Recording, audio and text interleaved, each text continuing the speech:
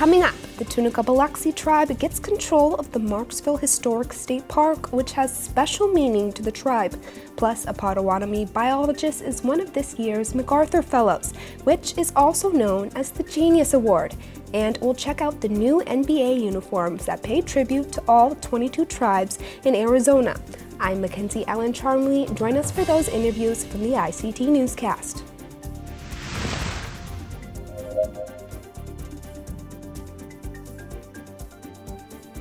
This program is made possible by the Corporation for Public Broadcasting, a private corporation funded by the American people. Arizona is home to 22 tribal nations and more than 340,000 Native Americans. Arizona State University builds on more than 6 decades of working and partnering with tribal nations and communities.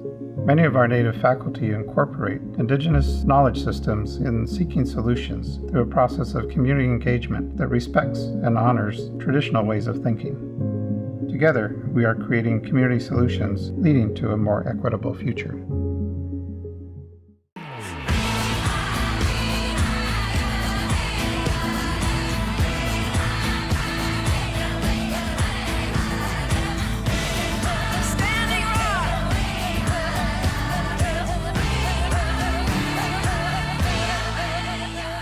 This is the ICT Newscast with Aaliyah Chavez. Chinangale, we're so happy you could join us. During this holiday time, we are bringing you some interviews that touch on Indigenous history and more. We begin with a tribe in Louisiana. In the late 1700s, the Tunica-Biloxi tribe first settled in what became the Mississippi Valley. According to the tribe, their people were skilled traders and entrepreneurs, and while they've been in the area for centuries, they didn't get federal recognition until 1981. Today, there are about 1,500 citizens. For years, tribal leaders tried to get ownership of the Marshall Historic State Park, a place that is home to burial sites. Just last month, their efforts came to fruition. Marshall Pierite, the chairman of the Tunica-Biloxi Tribe of Louisiana, tells us more about the land. It consists of 42 acres. It's part of our ancestral homelands. We was great stewards. Our ancestors were stewards over the land, and we are delighted and overjoyed that Tunica-Biloxi once again is the rightful owner of these burial grounds, our sacred grounds, because it means so much to us. Tell our viewers at home the process and the journey that it took to get to this place. Well, the journey actually started in the early 80s once we was federally recognized by the late Chairman O.J. Barbary Sr. approaching then Governor Dave Treen about transferring the property. And that process has been undergone through every one of his administration. Then it was picked up by Chairman Joey Paul Barbary. And finally, during this administration, we regained ownership of the property. And we are grateful to the city of Marksville, the state of Louisiana, but most importantly to the mayor, John Lemoyne, and the council members for utilizing all 3 components of vision, hindsight, insight, and foresight, recognizing the value of and the cultural value of what the property meant to Tunica-Biloxi Tribe of Louisiana. Let's actually talk about what ultimately spurred the city to transfer this land back. What happened there? Well, one of the things, they went into a budget crisis. They couldn't afford the upkeep and maintenance of the property. So this started a conversation really heated up about 2 years ago, and to see if we'd be willing to take it on. When we was excited and said, yes, this has been an ongoing battle for over 40 years. We would love our ancestral property back, for us to create a revitalization program as well as a beautification program.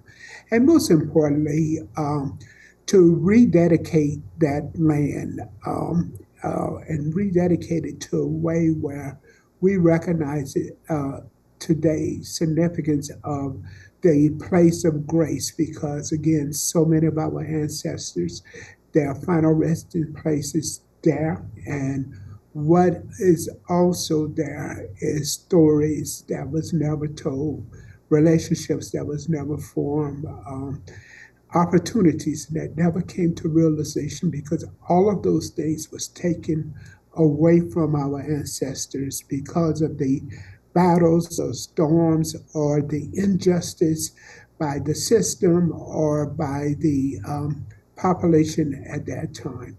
So we just, again, overjoyed that the property is in our back in our hands where we can take care of it and create a memory, a memorial there, as well as for the grandchildren, great grandchildren to enjoy the property as our ancestors should have had the opportunity to enjoy it.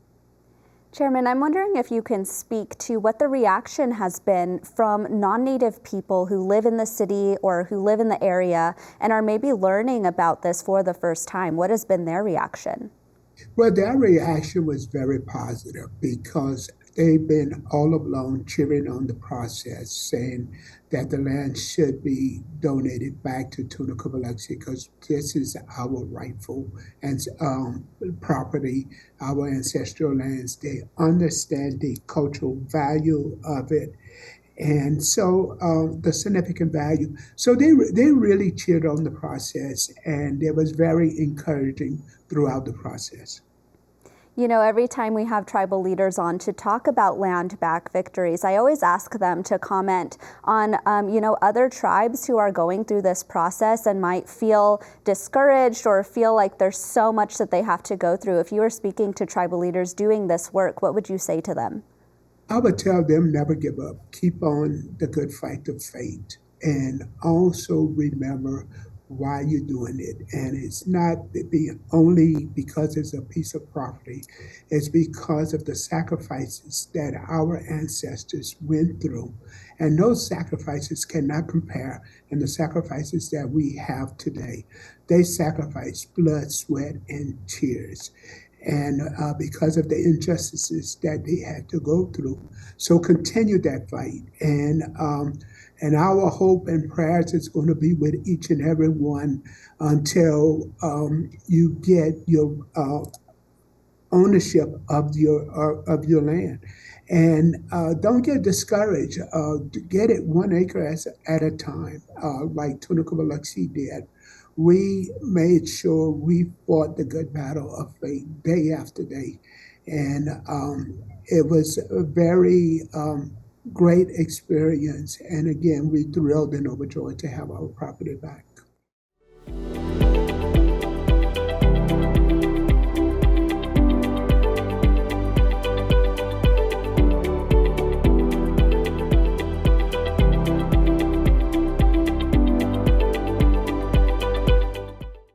Each year, the MacArthur Foundation honors a new class of fellows. This year, Wall Kimmerer was among the prestigious class. She is Citizen Potawatomi and the author of Braiding Sweetgrass, Indigenous Wisdom, Scientific Knowledge, and the Teaching of Plants. As part of the honor, Kimmerer will also receive $800,000 in award money. Sandra Schulman has this interview. So you have won one of the winners of the MacArthur Fellowship for this year, which is a very big deal, and you're one of the native winners. You have a bit of an unusual arts background. I don't know, I guess it's an art what you do. So tell us a little bit about how you work with native plants and what you do. Yeah, I'm a plant ecologist. I'm a professor of botany. And I'm really interested in protection of our cultural plants and what I call biocultural restoration of both protecting our plants, healing the land, and really trying to think about the intersection between culture, traditional knowledge, and Western science, and bringing all those together in order to protect indigenous homelands and landscapes. So how does that actually translate into action? Do you go to reservations and work with the tribes on this knowledge? Well, it all depends on the project. I would say that I live here in Haudenosaunee territory. I am Citizen Potawatomi, but this is where I'm based. And working here in Haudenosaunee territory, we're working with restoration of cultural plants, like some of the medicines that community is really interested in, and in trying to devise ways to reintroduce those plants to indigenous homelands. We're also really interested in, of course, in rematriation of lands and land justice.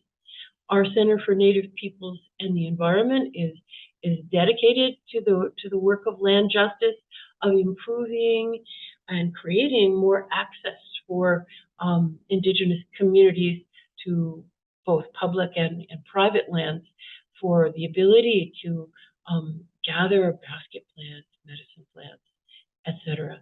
So yeah, it has both very tangible on the ground work, as well as work with our students and research in how to think about this and devise these strategies. I understand you're writing a book and you're going to use some of this funding for time, you said, to write and to think, which is a big part of writing a book, I know. So what will the book be on? Well, this book is really grounded in a cultural understanding of plants as persons, plants as our teachers, plants as knowledge holders in a way. And so I'm trying to write from an Anishinaabe perspective about some of our most important plants who are storytellers and who appear in so many of our traditional stories, and who are also really important as scientific markers of environmental change. So this book, which I'm so delighted to have more time to really think about and dig into, is grounded in the personhood of one of our cultural icons, Jingwak, the white pine. And I really hope that at the end of this book, the notion of the rights of nature and the personhood and intelligence of nature becomes much easier for the public to grasp through the work of storytelling. Well, it's very important work, and we look forward to the book. And thank you so much for your time. Thanks. Up next, what is it like to compete in the Miss USA pageant? We'll find out from Sanoa LaRock. And later, a look at the uniforms the Phoenix Suns are now wearing that honor all 22 tribes in Arizona. We'll be right back.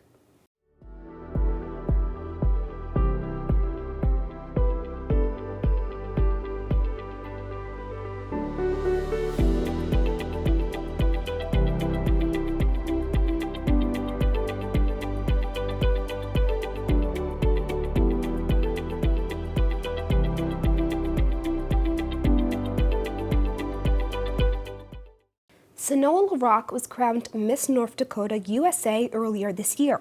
During her reign, the Harvard University graduate has represented her state and tribal nation on some pretty big stages. She also competed in the Miss USA pageant, and while she didn't win the title, she tells us what it was like competing in the Miss USA pageant. It was very surreal to be on that national stage and to be representing my home state of North Dakota. It was something that, really humbled me.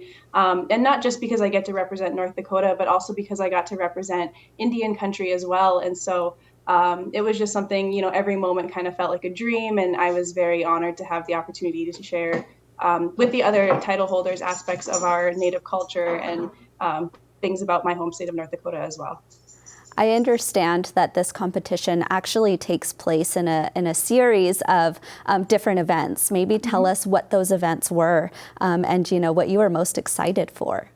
Yeah, so the Miss USA pageant is equally weighted in 3 categories. So 1/3 of your score is in evening gown, 1/3 of your score is in swimwear, and 1/3 of your score is in interview. For me, I personally love interview. I feel that I really shine in those settings, and so I was really excited to have that personal interview with the judges. But of course, I was also really looking forward to evening gown. Going to Miss USA, I actually had the opportunity to design my evening gown, and I made sure to incorporate Ojibwe motifs into the design of my gown, and so I was really excited to share that on stage as well. How do you prepare for something like this? I mean, the swimwear competition, obviously it sounds like, you do some yoga or something really fun like that. But for the interview and the evening gown part of it, how do you prepare for something like that? Yeah, so like you had mentioned, fitness is a big part of it, and fitness is always something that's kind of been a big part of my life anyway, so that was kind of easy to keep up with that routine. As far as the other aspects of competition, interview, for example, I would meet with different mentors or coaches and just kind of, go through questions and try to come up with things off the cuff in a way that sounded eloquent. And then, the other aspects of competition, putting on heels and walking around my living room and trying to look graceful. One thing at Miss USA this year is they had stairs as part of the stage, and so trying to make sure that looked as good as I could make it look was part of my preparation there. I want to talk about how you integrated, being Anishinaabe into every part of your competition. I saw that you danced on stage, but why was that important to you to do that? Yeah. So I, every day that I was there, I tried to wear different beaded earrings or quilled earrings or just different kinds of things that represented, contemporary Native culture and things that are important to us. That way I could have those teaching moments with the Miss USA staff and the other title holders. And then, of course, Miss USA has a costume show, which I know, as Native people, we don't refer to our regalia as costumes. However, I thought this was such a good opportunity to be able to share that aspect of our culture and what it means to be a contemporary Indigenous woman in this world. And so I was able to tie in, the teachings of the jingle dress, how it relates to the Native population in North Dakota being one of the only states that has a high Native American population. The Kukum scarves, which are representative of, Ukrainian immigrants in the United States, and being able to kind of share that narrative on that stage. And then, of course, dancing on stage was a really, really powerful moment, I think. And so I just wanted to make sure that I had that opportunity to teach others about, who we are in the modern world and kind of just where I come from. I've been a jingle dress dancer since I was 2 years old. And so it's something that's very near and dear to my heart. And so it was important to be able to have that representation on stage. I was watching a video when I was preparing for this interview, and it was actually of your interview for Miss USA, and you talked about wanting to inspire Native children who maybe don't think that Miss USA is something that they could be. If there was a young child watching this interview and you had a message for them, what would it be? Yeah, and so part of my whole platform with this is that I'm somebody, I was born on the reservation to a single mother. I didn't really have a relationship with my dad growing up. We kind of grew up in poverty, and eventually, I was exposed to things like abuse and addiction in a way that many Native kids, I think, are familiar with. And eventually, my grandparents took me in, and I was raised by them, which I think rings true for a lot of Native kids. And so my message here is that, there's always hope. The grass is greener on the other side. I was able to persevere through my personal struggles and go to college. I attended Harvard and eventually become Miss North Dakota USA. And so really, for me, having strong mentors and having the knowledge that, there are opportunities out there and I am able to succeed despite the odds kind of made all the difference. And so if I can be a mentor in a Native kid's life, then I would, I want to capitalize on that, of course. And so the message, I guess, is just, keep pushing. The grass is greener on the other side, and there's always something out there for everybody. Sonoa LaRock will continue her reign as Miss North Dakota until May of next year. We'll be right back with a look at the new Phoenix Suns jersey that pays tribute to tribes.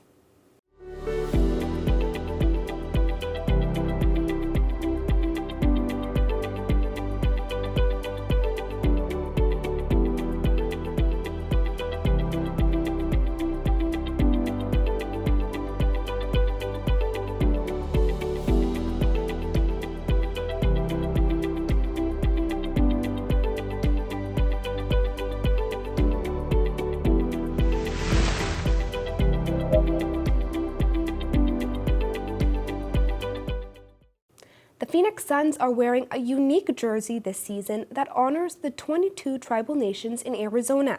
ICT's Patty Talahungva and Max Montour got an exclusive look when the players saw the jerseys for the first time in October. Oh, they're pretty. They're very pretty. One by one, the Phoenix Suns players held up the turquoise jersey and the bonus, a beaded Suns medallion. Stephen Lewis, the governor from the Gila River Indian community, spoke to the team and promptly nicknamed the jersey.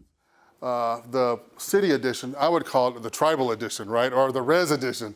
That is very special. This season, each NBA team is unveiling a jersey that's unique to the city where they play. This city edition jersey can also divert from the team's official colors. Suns management, led by Sean Martinez, the senior director of live presentation, spent more than 2 years consulting with the Intertribal Council of Arizona, Nike's N7 program, and more Native groups in Phoenix to come up with the design. Governor Lewis gave them a little history at the unveiling. This land, even here, underneath the beautiful Footprint Center, all of Phoenix was our traditional land. Martinez explained the significance of turquoise, saying it offers protection. Along the sides of the uniform is the word sun in all 22 languages. Governor Lewis thanked the Suns organization for working with tribal leaders on this unique jersey. I really appreciate the Phoenix Suns going above and beyond. And they wanted to do this right. And, instead of doing it without any tribal input, they came to the experts who are the tribes themselves. I think the design catches your eye enough that you're going to be like, what's the meaning behind that? And I think it'll drum up some noise on that end. After the presentation, the players suited up in their new jerseys for a promotional photo and video shoot with some special guests. 22 youth representing each tribe stood in awe as the players walked towards them. I'm representing Hopi. When I was getting ready, it felt good to get back into the traditional clothes again. When the players came out, I kind of got nervous. I was happy to see them. It was a bit like herding cats to get this group ready for the photo shoot.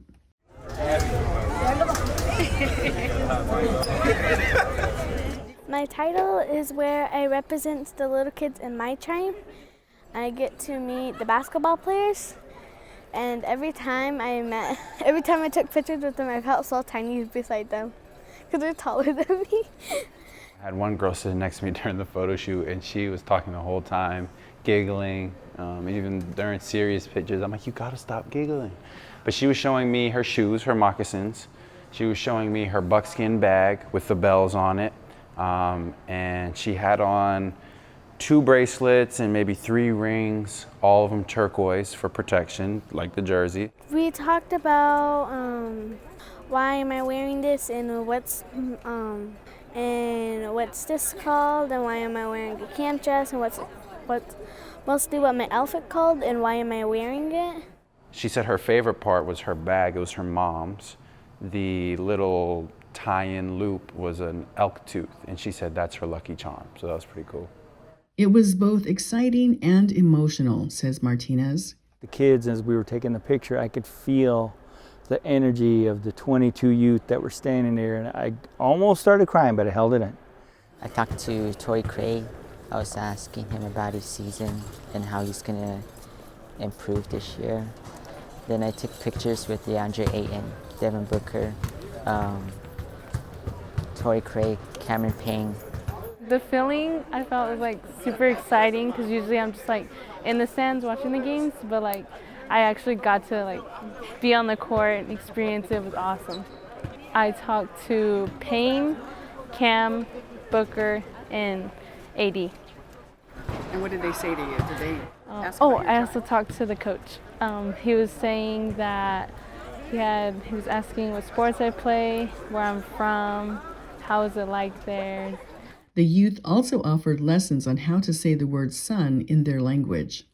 Apache language, and the way how I'm saying it is Jana'ai.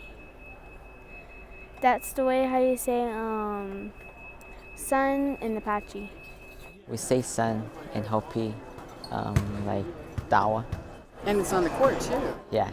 Okay. And then it's on their jerseys too on the side. Center court is decked out with a medicine wheel design, and a turquoise accent surrounds the baskets. I don't think the Native presence here is talked about enough, looked at enough, helped enough. So I think this is a good place for us to start right now. The whole country will not only see the new uniforms, they'll learn about the tribes in Arizona. The The players will also wear the uniform 7 times on the road. We intentionally targeted markets that have large Indigenous populations like Oklahoma City, Minneapolis, Toronto. All their games are on TSN, so all of Canada can get a chance to see this gorgeous uniform, and really make sure that we're showing up across the country for Indigenous communities. And they'll wear the uniform 10 times at home games as they honor the tribes throughout the season. The celebration, Originative, is being hosted by Gila River Resorts and Casino and kicks off during Native American Heritage Month. It's unbelievable. It's something that I could never dream. Growing up in Fort Defiance on the Navajo Reservation, saying, wow, I'm with the Sons and they're wearing a Native American jersey. I hope it shows that we see them and we care about them and we want to honor them and we want to give them hope. We want to give them motivation and whatever else we can for them to achieve their goals. In Phoenix, Patty Thalahungva, ICT News. And that's a slice of our Indigenous world. For all the latest, visit ictnews.org. From all of us in the newsroom, stay safe, my relatives. Sometimes you got to take a stand just because you know you can. Oh, you got to run, you got to run.